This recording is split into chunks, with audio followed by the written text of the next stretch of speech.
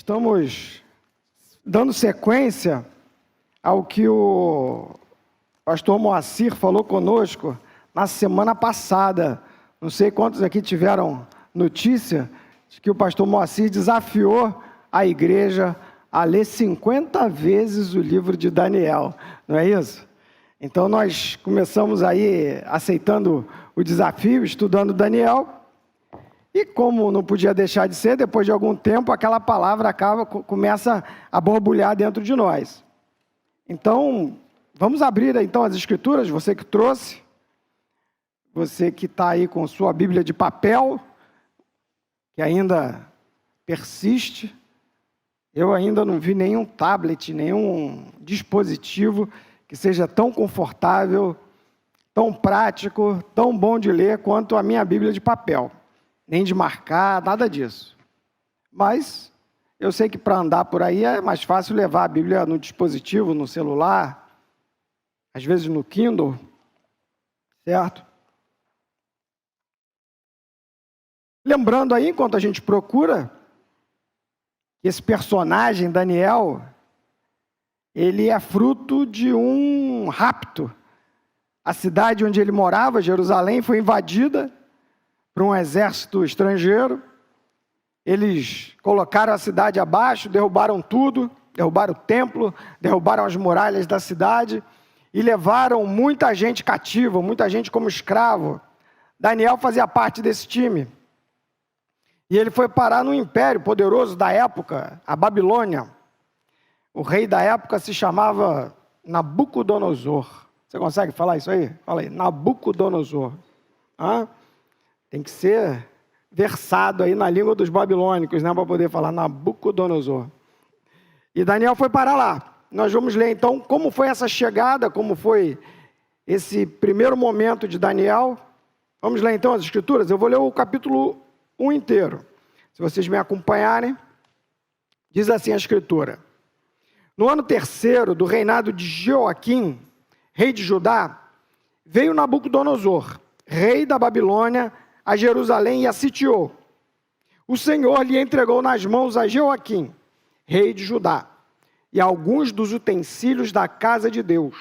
A estes levou-os para a terra de Sinar, para a casa do seu Deus, e o pôs na casa do tesouro do seu Deus.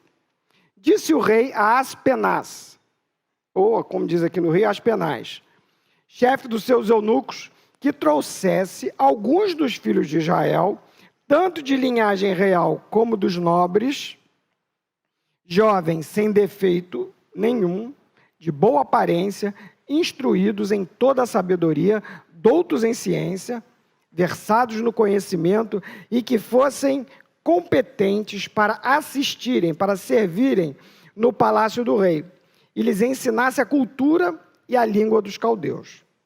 Determinou-lhes o rei a ração diária das finas iguarias da mesa real e do vinho que ele bebia, e que assim fossem mantidos por 3 anos.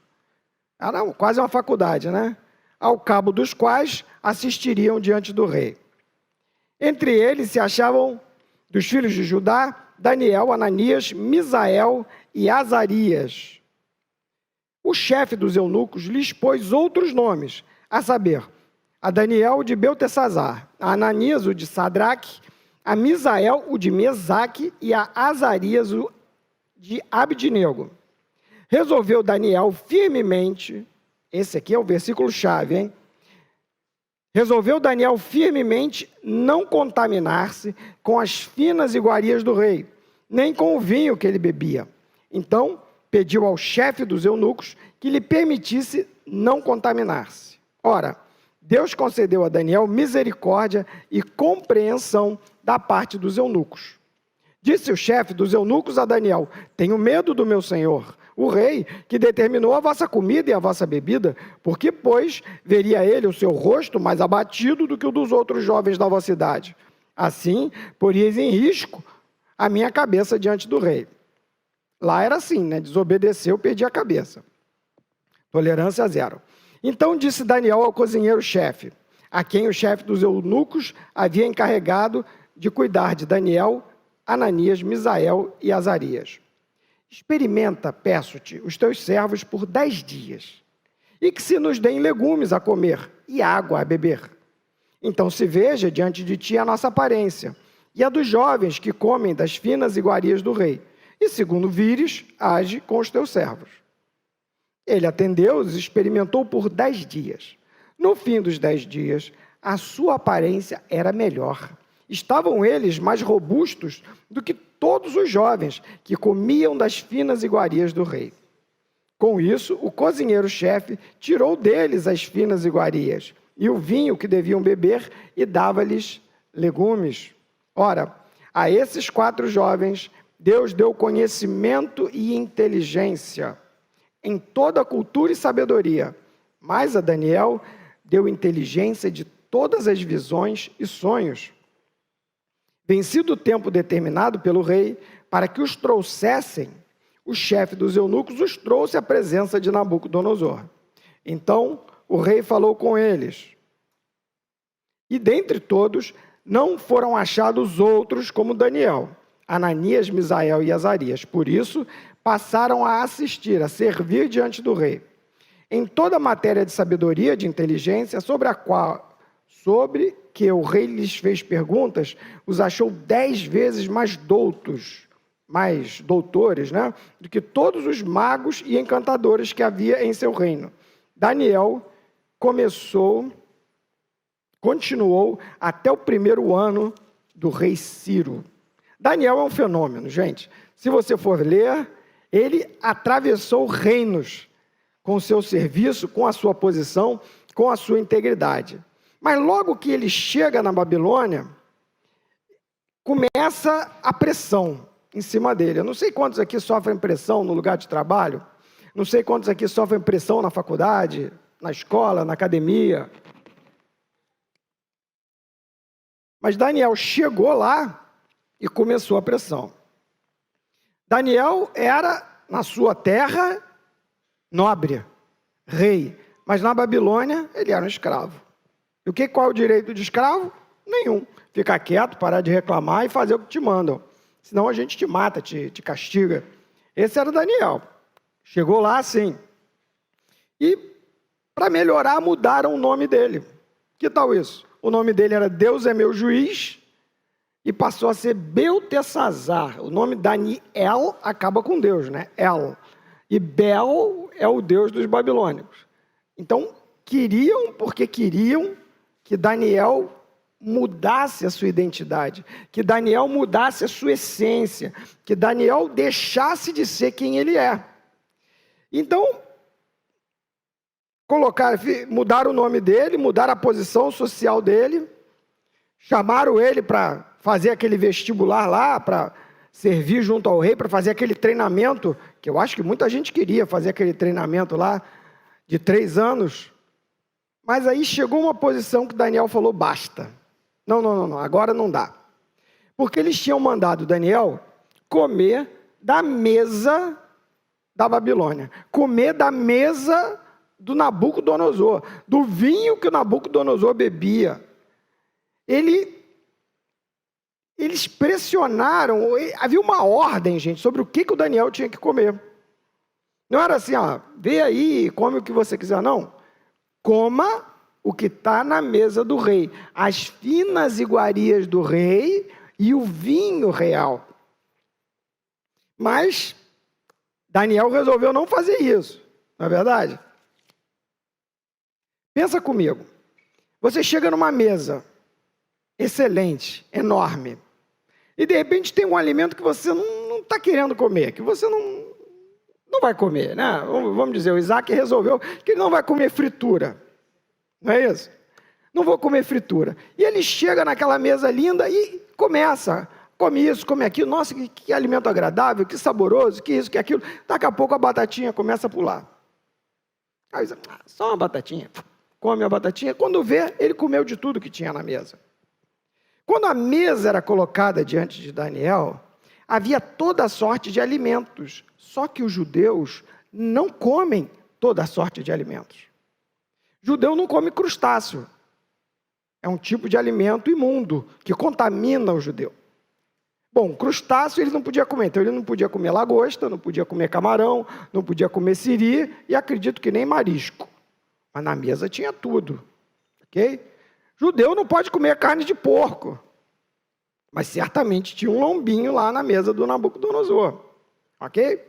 E aí você fala, não, mas judeu pode comer carne de ovelha, pode comer carne de boi. É verdade, ele pode, se o boi não for estrangulado. É ou não é? Se o boi for enforcado e for asfixiado, ele não pode comer. Tem uma maneira certa de matar o boi. Corta o pescoço do boi, deixa o sangue vazar, porque se o sangue estiver na carne, ele também não pode comer. Existe toda uma sequência de normas de como o alimento tem que ser preparado. E a pergunta é a seguinte, como é que o Daniel ia chegar naquela mesa, ia descobrir ali qual é a carne do boi, ia saber como que mataram o boi. Não, mas, Aspenaz, diz aqui um negócio para mim. Como é que mataram esse boi aí? Aliás, o que houve aí? Enforcaram o boi? Isso aí como é que é o nome quando faz a carne com sangue? Tem um prato. O molho pardo. Galinha ao molho pardo, né? E o molho pardo é quando você bota o sangue do animal para fazer o molho. E se chega aquele molhinho de sangue? Ele não podia comer também. Então, repara que estava muito próximo do Daniel. O que era puro e o que era impuro estava lado a lado. E difícil dele diferenciar. Quando você está sentado na mesa da Babilônia, é complicado. Está tudo junto, tudo misturado. Tem alguma coisinha ali, outra que presta, mas a maioria é complicado, é difícil. Tá? Então, o que o Daniel resolveu fazer? Ele resolveu desobedecer. Desobedecer o rei. Mas ele foi submisso, mas desobediente, porque ele preferia obedecer a Deus. Mas ele foi cheio de sabedoria, não foi? Chamou o eunuco, falou, olha só, vamos fazer um teste e tal. Qual foi a conclusão do Daniel? Se eu comer carne, eu não vou conseguir diferenciar. Mas os legumes, não tem nada que proíba eu comer o legume. Do jeito que ele preparar o legume, pode ser refogado, pode ser no vapor, pode ser cru, raladinho. Do jeito que vier o legume, tá bom. E o vinho?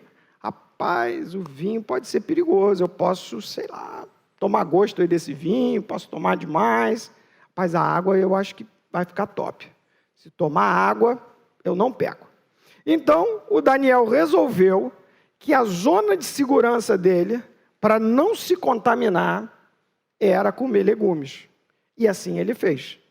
Daniel mandou ver, comeu legume e fizeram um teste. 10 dias. 10 dias testaram Daniel. E para surpresa do Aspenaz, Daniel estava mais sarado, estava mais disposto, estava mais animado, estava mais bonitão do que o pessoal que comia de tudo. Por quê, gente?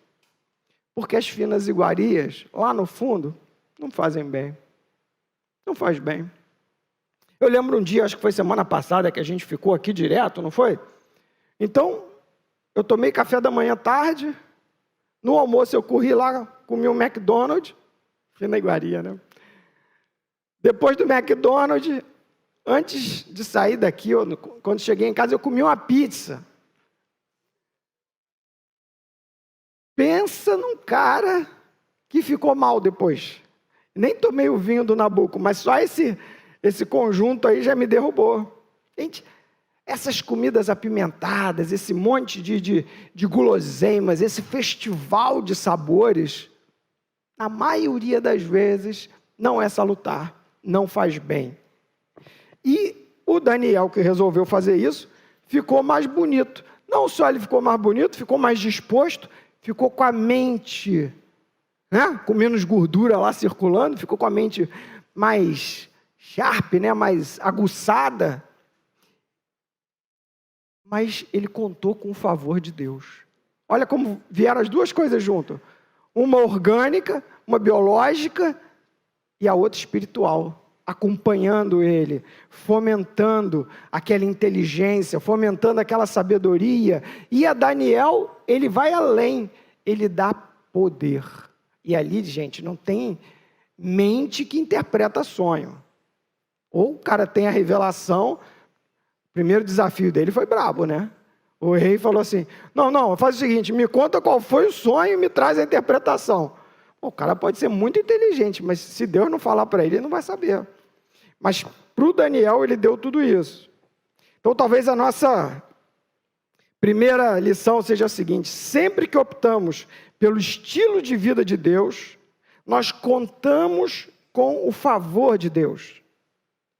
E logo em seguida, glorificamos o nome de Deus. É inevitável. Quando acabou aquele primeiro conflito lá do Daniel, lembra que ele interpretou lá o sonho do Nabucodonosor? O nome de Deus foi exaltado. Nabucodonosor começou a olhar para Deus de uma maneira diferente, começou a conhecer a Deus. Agora, o Novo Testamento, ele dá essa ênfase para comida, para alimento. Se você está com a sua Bíblia aí, abre comigo Mateus 15, 11. Mateus 15, 11.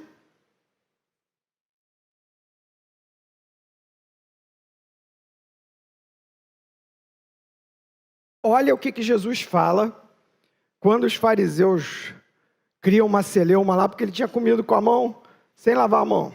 Não tinha passado o álcool gel. Tinha dado problema. Ele foi comer.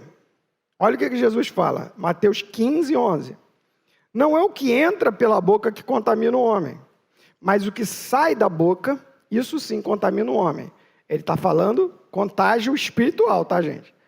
Não é um contágio viral, né, ou biológico, porque se a gente comer besteira vai ficar doente, né? Mas ele está falando de uma outra esfera de contaminação espiritual. E ele fala, não é o que entra pela boca que contamina o homem, mas o que sai, isso contamina o homem. Pula lá para o 18. Mas o que sai da boca vem do coração. Isso é o que contamina o homem. Porque do coração procedem os maus desígnios. Do coração. Coração, gente, não é o órgão que bate, que pulsa. Por coração, no Novo Testamento, entenda-se toda a parte invisível do homem. Razão, emoção, vontade e espírito. Tudo num pacote. Para os judeus. Essa parte toda invisível de software, né, que fica por trás do hardware, coração. Então, o que Jesus fala?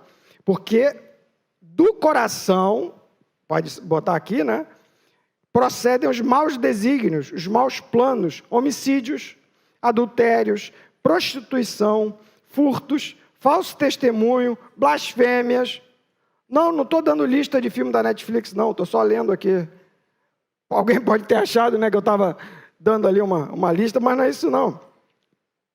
É a lista que Jesus dá. Ele diz que da sua mente brota essas coisas. Vamos voltar então lá para o que a gente viu? Daniel descobriu que aqueles conteúdos apimentados, que aquelas iguarias faziam mal. E, fazendo aqui o nosso transporte, nós vamos descobrir que aqueles conteúdos que nós consumimos de filme, de flip-flop, não, como é que é? TikTok. TikTok, aqueles clipezinhos rápidos que você assiste, todo esse conjunto de conteúdos que a gente absorve, muitas vezes são apimentados. Muitas vezes eles têm um tempero, filme de ação, não é? Filme de terror. A gente já chega aí. Mas o que eu estou dizendo é o seguinte, esses conteúdos, eles fazem mal para a alma. Assim como aquela turma lá do Nabuco, que comeu um monte de porcaria, não ficou tão bem quanto os jovens, assim também a gente, quando consome McDonald's para a alma, quando consome pizza para a alma, passa mal, passa mal. E quando você se coloca diante daquele conteúdo, é muito difícil você separar. Quando ele te é servido, como é que você vai tirar dali? Você vai abrir o sanduíche e tirar o picles que você não gosta? Difícil. O filme é colocado ali para você. Aí você fala, bom, vou assistir o filme de ação. Não, mas aquele cara foi meio sádico. Era bandido, bandido tinha que morrer mesmo. mas eu estava torcendo para ele morrer bem devagarinho, sabe? Morrer sofrendo, não podia só pá, dar um tiro, acabou. Não, eu queria ver ele gemendo, porque ele foi cruel o filme inteiro. Então, eu começo a me envolver com aqueles valores que Deus abomina. Eu começo a ser seduzido, eu começo a ter que separar ali na mesa da Babilônia que me é servida. Eu não sei direito como que eu separo. Às vezes eu consigo, adianto um pouquinho, né? Aí passa rápido aquela cena de tortura. O casal resolveu se inflamar, começou a se pegar. Peraí, mas isso não precisava botar aí. Adianta. Mas já passou, já entrou. Você já mordeu ali, tirou, né? Não vou querer, mas já foi. Acaba fazendo mal para a alma. Já aconteceu, a gente estava falando de pandemia, filhos da pandemia, né? Eu poderia falar da overdose da pandemia, da rebordose da pandemia. Porque na pandemia a gente fala assim, bom, cara, estou confinado, pelo menos vou maratonar, né? Vou ver aquela sériezinha que eu normalmente não veria. Estou aqui trancado, amigo, que mal pode fazer? Mas vou lá ver a série. E aí você maratona na série. Só que depois, no dia seguinte, na hora da sua devocional, você descobre que você não está com a menor vontade de fazer devocional. Você olha para aquilo e é tão sem sentido, é tão frio, aquilo parece tão distante. Deus, eu não estou sentindo vontade de ler. Eu estou lendo aqui, mas eu estou tão acelerado, eu estou tão acostumado com a pimenta, com a adrenalina do conteúdo que eu consumo, que eu desacelerar para ler um texto bíblico, ainda na segunda pessoa do plural ou do singular, cara, eu não consigo. E você se vê doente. E você se vê impuro. E você se vê inapto para consumir o legume, para consumir o bom alimento, para beber da água que vem lá do trono de Deus. A mesa da Babilônia é servida. E nós precisamos ou aprender a sentar ali e selecionar com muito cuidado, ou fazer o teste dos 10 dias. Né? Gente, é provável que você seja contaminado com essa história. Não sei se você sabe que no Antigo Testamento, eles proibiam de você cozinhar o bezerro no leite da vaca, que era a mãe dele. Tinha esse negócio. Eu falei, mas que coisa bizarra, né? O que tem a ver você fazer um estrogonofezinho com leite da vaca, né? E eu descobri que tinha um ritual de fertilidade que os povos pagãos faziam naquela época. Então eles pegavam o bezerro, cozinhavam o bezerro no leite da mãe e depois saíam jogando aquilo nas colheitas, para tudo que é lado, para ver se dava uma sorte. O que Deus fez? Proibiu, falou negativo. Não, aí em Israel ninguém vai fazer isso, está proibido. Gente, Deus não quer que a gente consuma idolatria. Deus não quer que... Idolatria está muito genérico, vou melhorar. Deus não quer que você consuma feitiçaria, ok? Feitiçaria. Era feitiçaria. Você curte feitiçaria? Não curto não. Mas tu assistiu Harry Potter todinho, né?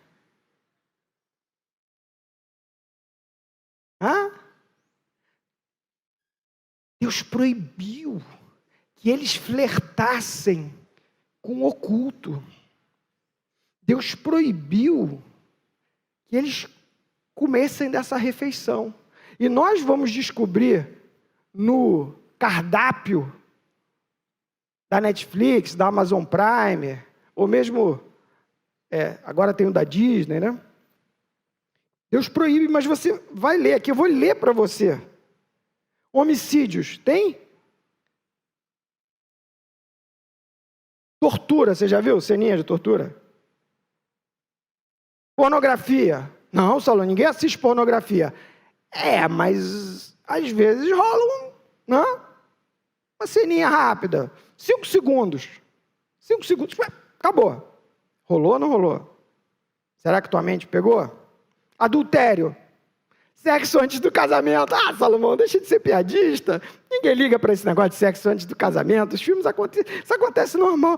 Mas é pecado. E a gente nem liga, né? E filme que você fica torcendo pro bandido? Que o herói é ladrão, aquele Velozes e Furiosos, é tudo ladrão, velho. Os caras vão roubar e a gente fica torcendo. Pô, vai lá, bandido. Homossexualidade. Cada vez mais, todo filme que você vai assistir tem lá uma situaçãozinha para aquilo ir entrando. Eu assisti um filme infantil. Com os meninos. Falei, não, esse aqui não tem problema. Acho que é Meu Espião Favorito, alguma coisa assim. Gente, os caras conseguiram botar um casal gay no contexto do filme. Ok? Para quê? Para as crianças falarem, não, normal. Tá? Mas para por aí não. Inversão de papéis. Normal. Alguém viu Salt, da Angelina Jolie? Que ela que é espiã, que bota para quebrar.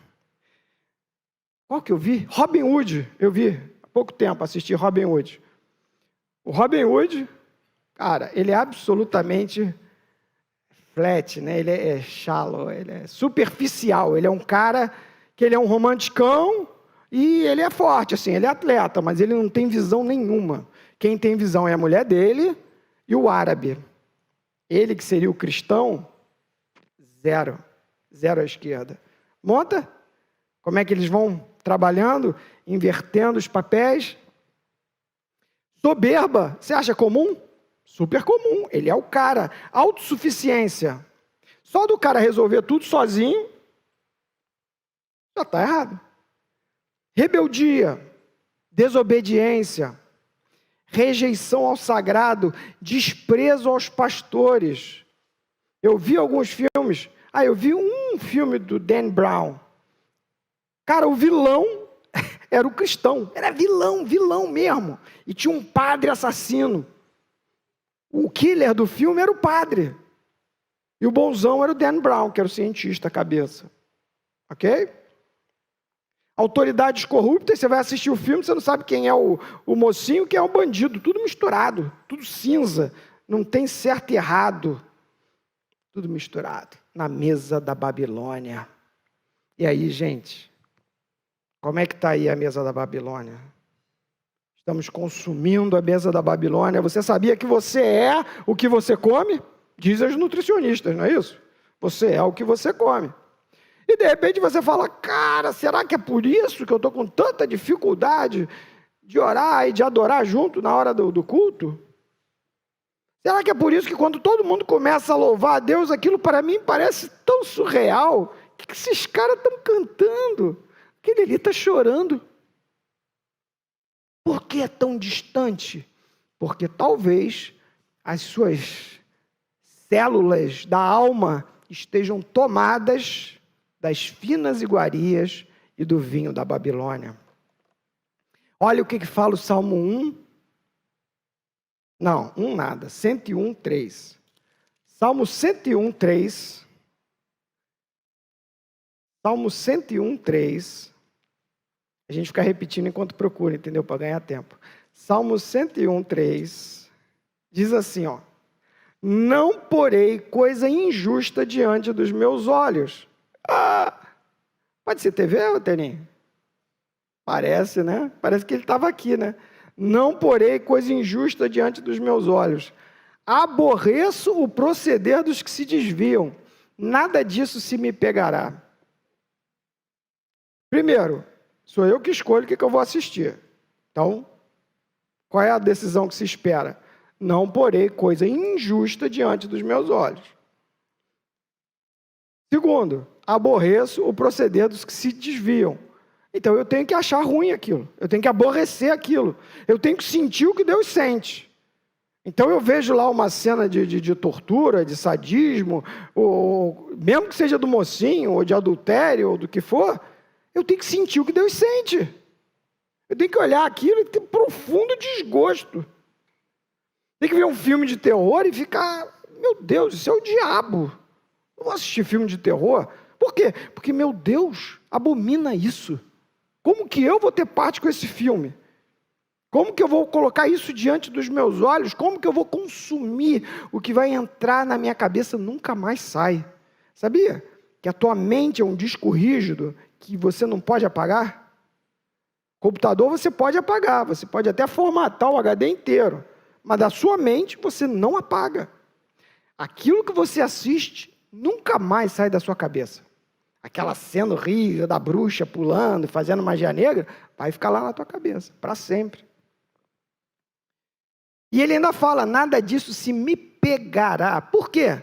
Porque é uma tendência, gente, muito grande, daquilo pegar na gente, daquilo seduzir, daquilo te chamar, daquele influenciar você, o seu comportamento, a sua conduta.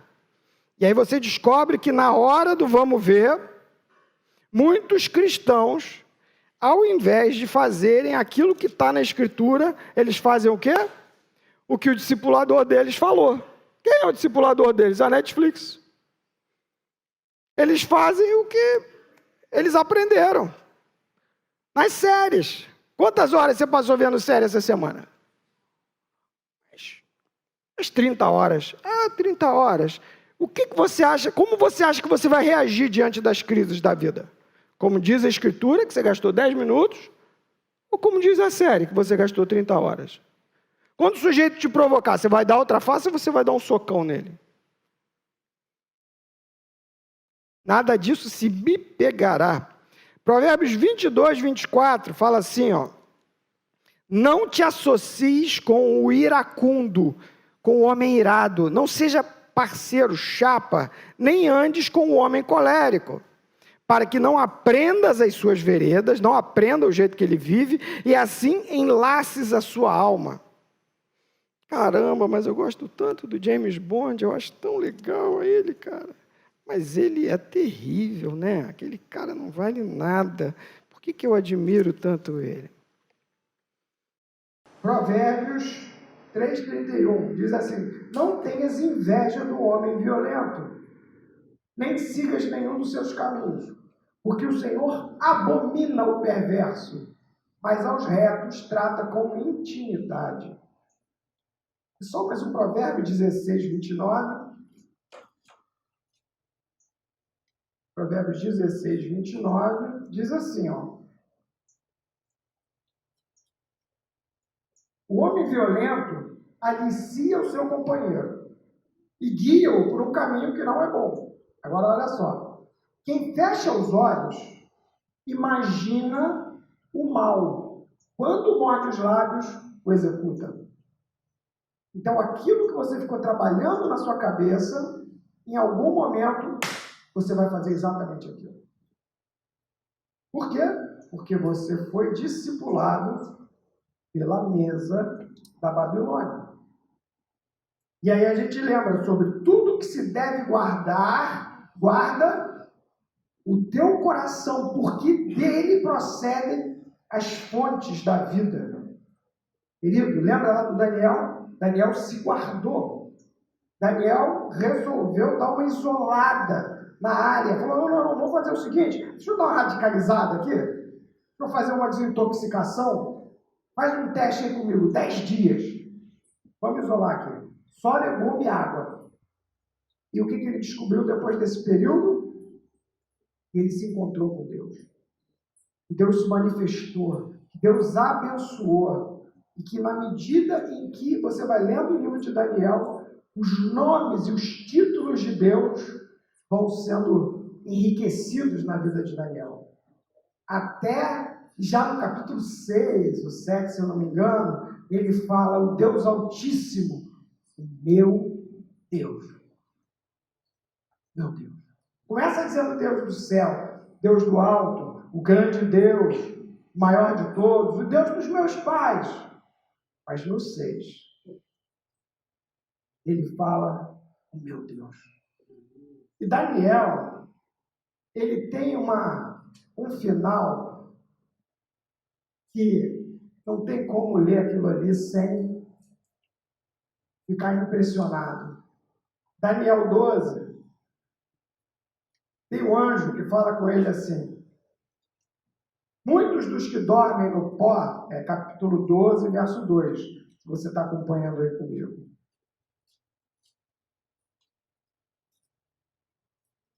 Eu vou pegar do finalzinho do 12. Mas naquele tempo será salvo o teu povo, todo aquele que for achado inscrito no livro. Muitos dos que dormem no pó da terra ressuscitarão, uns para a vida eterna e outros para a vergonha e horror eterno. Os que forem sábios, pois, resplandecerão como o fulgor do firmamento, e os que a muitos conduzirem à justiça, como as estrelas, sempre e eternamente. Queridos, até esse momento na Escritura, não se tinha falado de vida eterna. Não dessa maneira. Falava-se de Sheol. Pô, eu fui para o Sheol. Mas aqui, a revelação desse Daniel, desse cara que resolveu viver com Deus, resolveu andar com Deus, resolveu dizer não para a mesa da Babilônia, ele teve a promessa de uma vida eterna. Lá na célula, na sexta-feira, eu fiz um combinado que eu vou ficar 10 dias, fazer o testezinho do Daniel, né? Sem assistir essas porcarias. 10 dias, não, parei 10 dias, pelo menos 10 dias. Era dia 10, então até dia 21. Falei, não, vou fazer uma desintoxicação.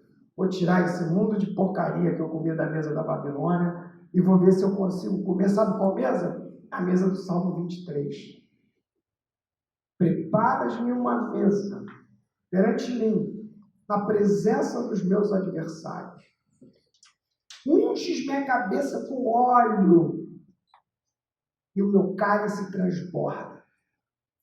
Certamente que a bondade e a misericórdia me seguirão todos os dias da minha vida e habitarei na casa do Senhor para sempre. Assim. Querido, eu quero te desafiar a dizer não para a mesa da Babilônia. A dar um corte, dá uma parada. Se essa minha proposta te causa horror, tu tá pior do que eu imaginava.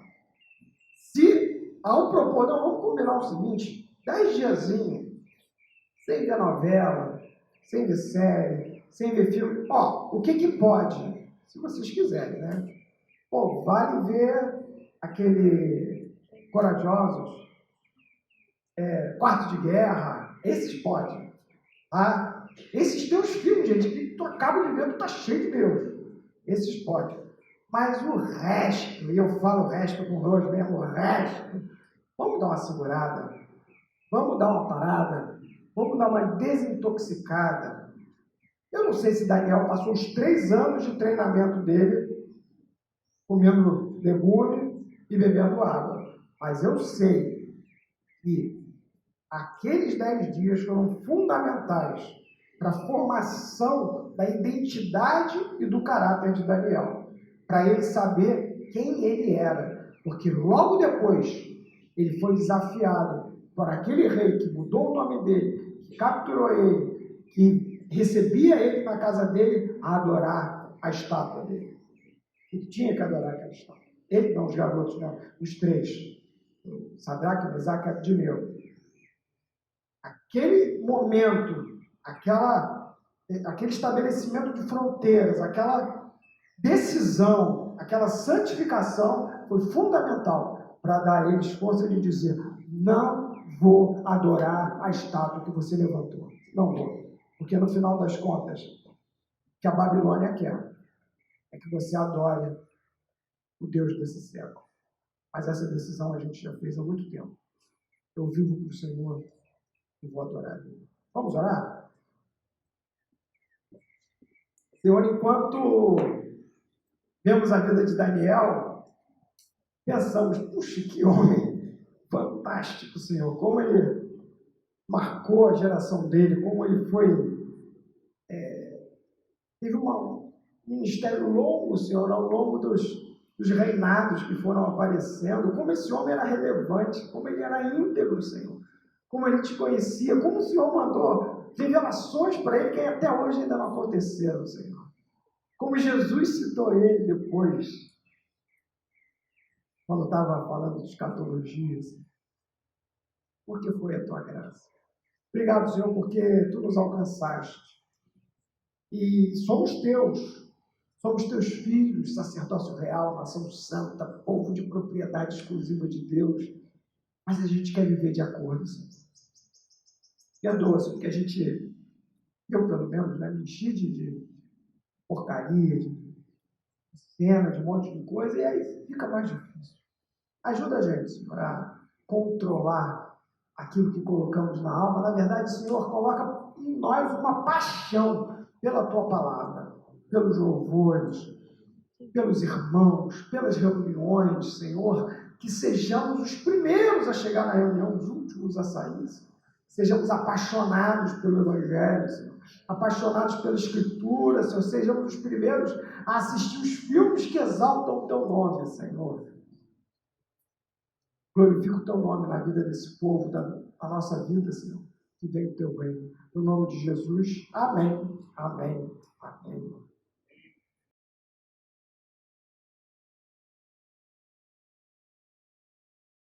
Você andou comendo uns doces da Babilônia, você pegou aquela comida apimentada baiana da Babilônia.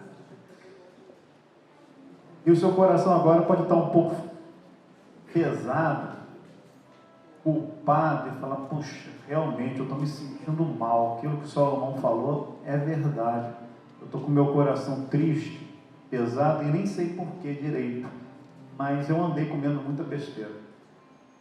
Tem uma filha, Carol, que já tem bastante tempo, ela é toda regradinha para se alimentar.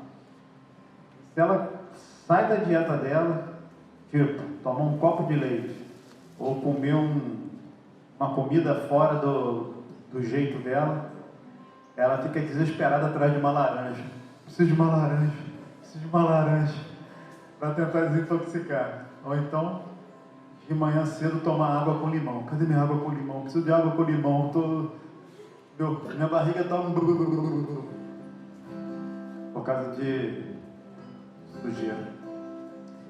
E se você está com esse coração, nós vamos estar no momento mais santo que nós poderíamos estar do convite do Senhor para nós.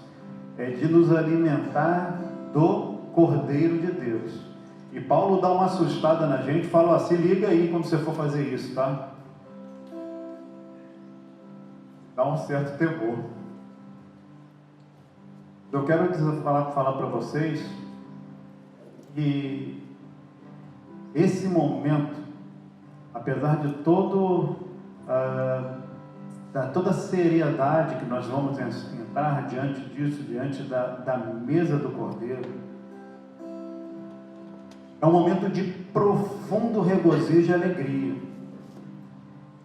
Eu quero te dizer, se você está em Cristo, esse pecado que você viveu ao longo desses dias, foi levado pelo Senhor na cruz. Amém? Você não consegue fazer nada que o Senhor Jesus não tenha perdoado na cruz. Irmãos, as afirmações do Velho Testamento a respeito do nosso pecado, elas são tremendas. O profeta fala que Deus pega os nossos pecados e joga para trás dele, porque ele não consegue mais enxergar os nossos pecados, porque Deus pega e joga para trás e fala, eu já não enxergo, porque o homem, Jesus, veio, viveu a vida santa e irrepreensível e levou o nosso pecado embora. Um outro texto do profeta fala que Deus pegou e arremessou esse pecado no mais profundo do mar. E aí tem uma irmã que fala, e às vezes a gente gosta de pegar o nosso barquinho e ir lá para pescar em cima. Pode voltar para lá. Deus arremessou esse pecado para longe. Nem ele mais consegue ver. Salomão falou uma verdade. O que a gente consumiu, o que a gente fez, às vezes fica na nossa memória. Mas você sabia que Deus apaga o nosso pecado na mente dele? Deus não tem lista dos seus pecados, meus irmãos. Deus não tem lista dos meus pecados. A hora que eu mergulho em Cristo, Ele olha para mim e fala: eis o meu filho amado, que eu tenho toda a alegria. Nós, por nós mesmos, se nós chegássemos diante de Deus, Deus ia olhar para nós e falar: Caldeirão 37 para isso. Mas a hora que eu chego escondido em Cristo, Deus olha para mim e fala, Deus bate nas minhas costas, sabe aquele? Chegou meu filho. Esse é meu filho, em quem eu tenho alegria. Mas Senhor, você falou isso para Jesus. Eu vejo Jesus. Você está em Jesus. Você foi colocado em Cristo. Toda a justiça conquistada por Jesus, você entrou nele e agora está em você. Você foi plenamente perdoado e lavado. Então nós agora, diante dessa verdade do Senhor, nós podemos nos apropriar desse sangue bendito, jubilando ao Senhor, falando: Senhor, eu sou limpo, eu não tenho lista, os meus pecados o Senhor nem enxerga. Amém. Por causa dessa vida, quero viver com intensidade, com santidade, com gratidão, comendo sempre dessa mesa, mas o que ficou, zerou. Vocês conseguem entender isso? O que ficou, zerou. Zerou. Zerou. Tudo. Jesus falou: está consumado. O pecado ficou lavado. Toda a ira de Deus por causa do nosso pecado foi concentrada na pessoa de Jesus. Ele foi esmagado, ele foi moído, ele foi pressionado, como diz Isaías 53, moído pelas nossas iniquidades. O castigo que me traz a paz estava sobre ele, o peso da ira amarga de Deus estava sobre ele, que era o meu, foi sobre Jesus.